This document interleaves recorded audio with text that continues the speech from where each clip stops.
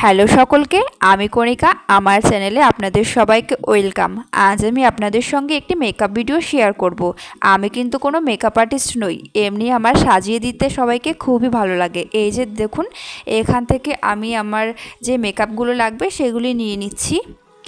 কিন্তু আমার নিজের মুখে কখনোই আমি ফাউন্ডেশন, কনসিলার এগুলো দিয়ে নিতে পারি না, কেন জানি না একটু অস্বস্তি বোধ হয়। আজ আমি সাজাবো আমার ছোট দিদিকে। মেকআপের শুরুর থেকে আমি আপনাদেরকে দেখাতে পারলাম না, কারণ আমি ভিডিওটা অন করতেই ভুলে গেছি। যাই হোক, এখানে আমি দিদিকে সিঁদুর পরিয়ে নিচ্ছিলাম আর মেকআপটা পুরো ডান।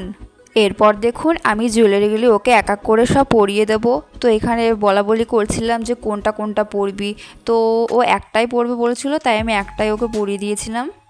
আমার কাছে যেহেতু কোনো ফুল ছিল না, তার জন্য আমি মাথায় কোনো ফুল দিতে পারিনি, কেমন ফাঁকা ফাঁকা লাগছিল। তাই ভাবলাম যে পিন আপ করে মাথায় ঘুমটা দিয়ে দিই। তাই কিন্তু ঘুমটা দেওয়ার পর আরও বেশি সুন্দর লাগছিল। এবার আমি বার করছি টিকলি।